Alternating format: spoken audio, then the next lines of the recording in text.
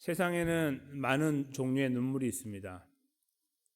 부모님이 흘리는 눈물도 있고, 자녀가 흘리는 눈물, 친구들이 흘리는 눈물, 주변의 이웃이 흘리는 눈물들도 있고, 많은 눈물들을 저희가 볼 수 있는데, 종류를 따지면 딱 두 가지밖에 없습니다. 세상에는.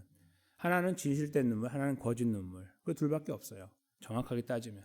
진실된 눈물도 여러 가지가 나타나고 거짓도 여러 가지 나타나는 거죠.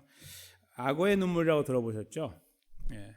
악어의 눈물이란 말은 원래 라틴어에서 나온 말인데 로마 말이죠. 요즘에는 로마 말이 안 쓰이니까 없는데 그래서 영어로 이제 이거를 crocodile tears라고 그렇게 해서 영어로도 이제 쓰고 있는데요. 이게 어떤 말이죠? 정치적인 용어인데요. 원래 이제 정적을 죽이고 그 앞에서 눈물 흘리는 그런 모습을 말하는. 지금 저 악어 입속에는 먹이가 들어 있는 거죠. 이미 먹이를 먹고 먹이의 죽음을 슬퍼한다 그런 의미입니다. 이미 죽여놓고 그걸 슬퍼하는 말도 안 되는 눈물, 위선적인 눈물을 우리가 악어의 눈물이라고 말하죠. 이 가식적이고 그 매우 동정표를 받고 싶지 않은 저런 눈물들이 세상에 많이 있습니다. 그렇죠? 그러나 저것과 반대로 진실된 눈물도 있어요. 부모가 자녀를 위해 흘리는 눈물, 자녀가 부모를 위해 흘리는 눈물. 또 반대로 또 다르게는 친구를 위해 흘리는 눈물, 자기가 특별히 아꼈던 사람을 위해 흘리는 눈물, 이런 것들이 참 진실된 눈물들이죠. 오히려 저런 의미 없는 눈물, 가치 없는 눈물보다 실제로 작은 눈물을 흘리더라도 사실 저희는 피눈물도 흘릴 수가 있어요. 너무 사랑하고 우리가 아끼는 사람이 갑자기 어려운 일을 당하거나 힘든 일을 당하거나 또 아니면 우리가 사랑하는 사람이 다른 사람들로부터 억울하게 조롱을 받거나 멸시를 받을 때 피가 끓어오른다고 하죠. 근데 그때 우리 피눈물을 흘립니다. 그를 사랑하고 그가 얼마나 억울한지 알기 때문이죠. 오늘 시편 기자는 눈물의 이야기를 저희들에게 주고 있습니다. 눈물이 시냇물같이 흐른다라고 말씀하는데 도대체 무슨 이유 때문에 그런지 잠깐 살펴보도록 하겠습니다. 이것은 저희가 무엇을 위해 눈물을 흘려야 되는지를 보여주는 내용이다. 이렇게 알아볼 수 있을 것입니다. 잠깐 말씀을 들여다볼까요? 주의 증거들은 놀라움으로 내 영혼이 이를 지켰습니다. 하나님 말씀이 놀랍다는 것을 알기 때문에 이 시편 기자는 하나님 말씀을 지키는 자리에 있습니다. 그런 말입니다. 이 말씀의 진짜 가치를 아는 사람은 말씀을 소중히 여기고 말씀을 지키려고 발버둥칩니다. 그렇죠? 근데 이 말씀이 그렇지 않다고 하면 아무리 옆에서 말해도 소용없습니다. 이거는 일반 책이나 베개나 할 정도로 두꺼운 내 베개밖에 되지 않는 거죠. 근데 하나님 말씀이 살아있다는 걸 아는 사람, 경험한 사람들은 이 말씀 앞에 무릎을 꿇어요.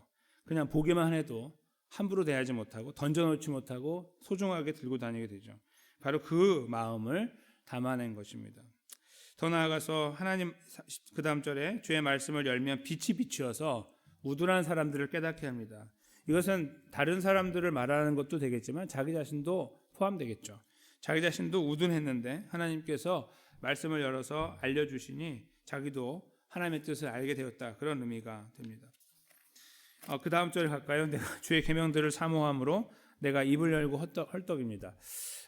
배가 고파서 음식 앞에 막 달려드는 그런 사람들을 헐떡헐떡하는 사람들을 보면은 저희 그 마음이 아프잖아요. 지금 이 사람은 그런 헐떡이는 모습을 어디를 향해 가고 있냐면 하나님 말씀을 향해 가고 있습니다. 근데 이유가 있죠. 하나님 말씀을 사모하기 때문이다.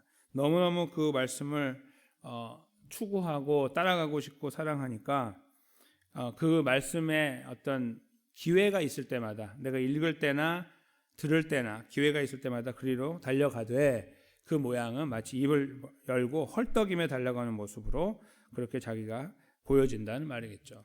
그 정도의 열정을 갖고 있다는 것도 여기서 표현할 수 있을 것입니다. 그리고요, 계속해서 이제 그런 마음으로 가고 있을 때 그의 머릿속에 스치는 생각이 있어요. 이제 32절인데 주의 이름을 사랑하는 자들에게 베푸시던 대로 이런 말이 나오죠. 이게 어떤 의미일까요? 하나님 말씀을 읽으면 옛날 기록들이 기록되어 있습니다. 구약의 사람들, 저희는 신약도 있지만 이 사람은 옛날 구약 모세오경을 읽었겠죠. 읽으면서 거기 기록된 이야기들을 보는 거예요. 홍해 사건을 보고 만나를 먹었던 사람들을 보고 하나님의 승리를 보고 그렇죠? 그래서 그 속에서 주의 이름을 사랑하는 자들에게 베푸시던 그 은혜를 그가 받고 싶은 거예요. 그래서 그 은혜를 나에게도 허락하여 달라고 하나님 앞에 기도하고 있는 거죠. 성경을 읽을 때 비로소 시작되는 것이죠. 성경을 읽지 못하고 듣지 못하면 도저히 할 수 없는 일입니다.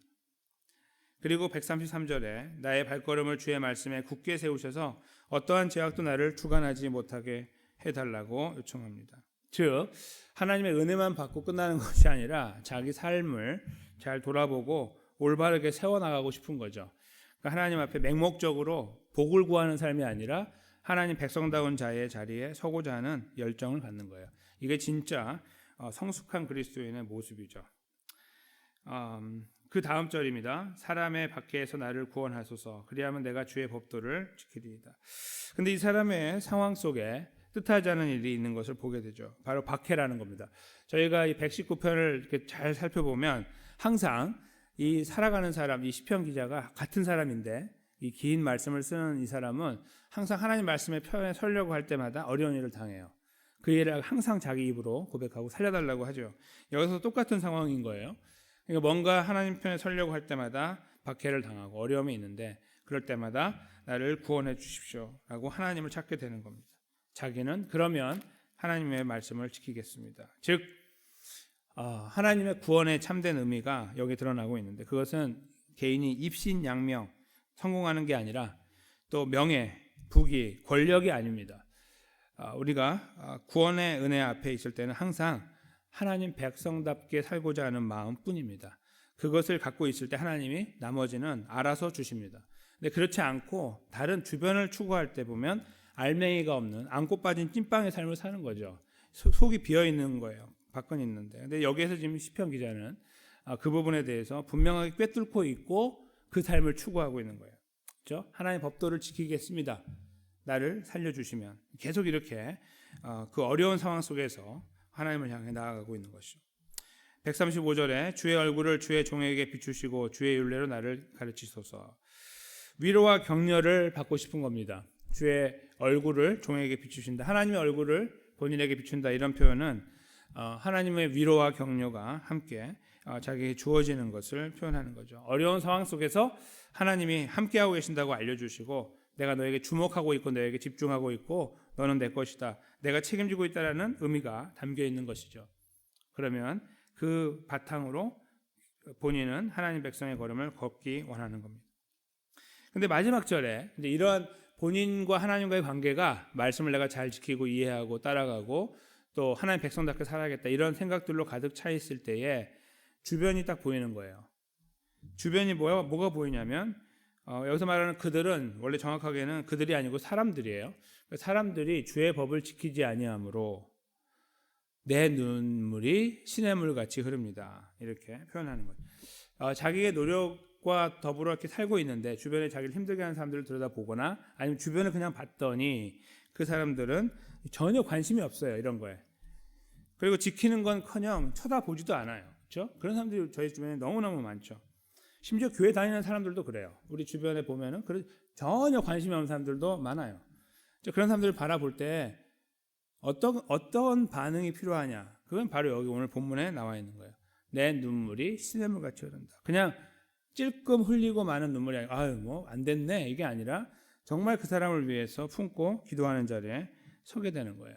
왜요? 자기처럼 하나님을 경험하고 하나님 위대하심을 알고 하나님의 보호하심도 경험하고 하나님의 구원도 경험하고 인도하심도 경험하고 그래서 그 안에서 참 행복과 만족을 누리는 삶, 그 삶에 서지 못하는 사람들을 볼 때에 그들이 누구이건 관계없어요. 부모이건 자녀이건 또 형제이건 또 직장 동료이건 아니면 교회 식구들이건 관계없이 그들을 볼 때 뜨거운 마음으로 그들을 품고 기도하는 그 자리에 있어야 함을 이 마지막에 눈물이 시냇물같이 흐릅니다라는 표현 속에 담겨 있는 것입니다. 오늘 저희는 이 자리에 기도하기 위해 모였습니다. 하나님의 그 역사하심을 믿고 경험하여 온 바탕으로 기도합니다. 또 오늘 시편 기자처럼 하나님 과거에 그렇게 하신 것처럼 오늘 나의 이 기도를 들으시고 또 하나님의 선하신 뜻을 이루어 주십시오. 기도합니다. 그렇죠? 이 기도를 위해 우리가 여기 모였고 기도의 방향을 찾고 가려고 합니다. 근데 오늘 시편 말씀은 그 방향을 보여주는 겁니다. 진실되게 기도하기 원하냐? 진실된 눈물을 흘리고 원하냐? 네, 그렇습니다. 할 때 이 말씀을 주시는 겁니다. 주변을 돌아보아라. 그리고 누구를 위해 기도해야 될지를 살펴보아라. 실제로 이런 눈물을 흘렸던 사람이 또 있어요. 신약 시대 바로 사도 바울인데 빌립보 교회를 향해 쓴 편지 빌립보서 3장 18절입니다. 이 부분을 저희가 한 목소리로 읽고 우리가 말씀을 마무리하려고 합니다. 함께 읽습니다. 시작. 내가 여러 번 너희에게 말하였거니와 이제도 눈물을 흘리며 말하노니 여러 사람들이 그리스도의 십자가의 원수로 행하느니라. 아멘. 네. 복음을 전하며 만났던 사람들을 보니 많은 사람들이 예수님의 십자가, 그리스도의 십자가의 원수로 행한다. 즉 복음을 무시하고 듣지 않고 살거나 들어도 제대로 반응하지 않고 살거나 구원 받았는데도 받은 사람처럼 살지 않는 모양들을 말할 것입니다. 사도 바울은 그런 사람들을 보면 눈물이 흘러나왔어요. 눈물을 흘리며 말한다. 이것이 저희가 성숙한 그리스도인들이 흘리는 눈물의 참된 이유여야 됩니다. 근데 이 눈물은요, 잘못하면 악어의 눈물이 될 수 있습니다. 왜요? 나 자신을 보지 않으면, 나 자신을 돌아보지 않고 나는 잘하고 있다고 생각하고 나는 남을 위해 눈물을 흘리는 사람이라고 생각하기 시작하면 교만으로 똘똘 뭉치게 되면 무너지는 겁니다. 자기가 무엇인데 나는 괜찮아, 나는 다른 사람들을 위해 기도하는 사람이라고 말합니까? 우리는 그럴 존재가 되지 않아요. 우리는 우리 자신을 먼저 돌아봐야 돼요. 그래서 오늘 시편 기자가 이 7절 앞에 7절 동안 훑어내린 내용을 잘 생각해 보십시오. 그는 하나님 앞에서 나는 이제 다 됐으니까 저 사람들을 위해 기도하는 사람입니다. 이렇게 표현하는 것이 아닙니다. 자기 스스로가 하나님의 은혜를 구하고 하나님 은혜를 베풀어 주세요. 어려움 속에 살려주세요. 도와주세요. 내가 하나님 받긴답게 살려고 하겠습니다. 이런 뜨거운 마음들을 본인이 먼저 품어냈어요. 하나님께. 그렇죠? 그런 다음에 주변을 본 거예요. 뜨거운 그 자리에서 은혜를 받은 자리에서 돌아본 거예요. 바로 그 포인트까지 가지 않으면 이거 못하는 거예요. 다 악어의 눈물입니다. 왜냐하면 자기 자신도 지금 세워지지 않았는데, 그렇죠? 우리가 먼저 하나님 앞에 우리 자신을 살피고 말씀이 들어올 때 말씀을 가지고 나는 어디를 향해 가고 있으며 어떠한 기도를 드리고 있으며 내 목표는 어디에 있으며 하나님과 나는 무슨 관계가 있으며 하나님 나에게 은혜를 베풀어 주시면 이 사람처럼 하나님 백성답게 살려고 발버둥 치고 있는지, 아니면 그 은혜는 내가 받고 나는 하나님 백성답게 살지 않고 이런 공식을 갖고 살아가고 있는지를 살펴야 된다는 거예요. 깊이 살필 때에 드디어 거기에서 눈물이 흐르기 시작해요. 그래서 눈물의 시냇물처럼 흐르는 거예요. 왜냐하면 나 자신을 향해 베푸신 구원의 은혜가 보이고, 첫째.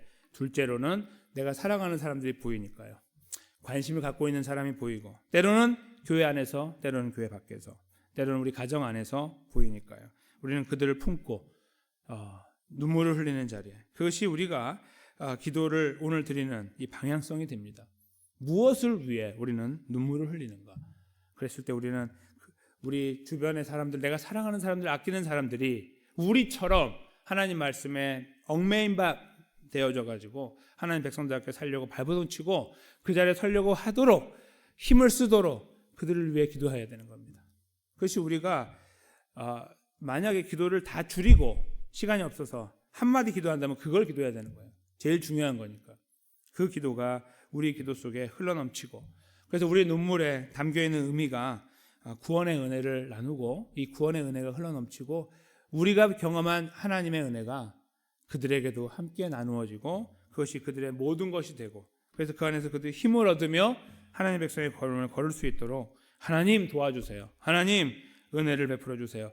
이 내용으로 우리가 주님 앞에 기도해 나갈 때 우리 살아계신 하나님께서 우리를 만나주시고 우리를 불쌍히 여겨주신 그대로 우리가 사랑하는 사람들, 우리가 품으려고 하는 사람들, 아니면 품고 있는 사람들, 간절한 그 사람들을 향해 기도할 수 있도록 하시고, 그리고 그들도 우리처럼 하나님 백성의 자리에 서서 하나님 백성의 걸음을 걸어갈 수 있도록 은혜를 베풀어 주실 줄로 믿습니다. 우리 그런 굳건한 믿음을 가지고 우리 하나님 앞에 오늘도 이 기도의 자리에서 눈물 흘리며 은혜를 구하는, 그래서 하나님의 도우심 안에 역사하심 속에 그 아름다운 열매들을 저희가 목도하여 나가는 자리에 설 수 있도록 믿음으로 함께 예수님을 의지하여 세워지게 되시기를 주님의 이름으로 간절히 축원합니다.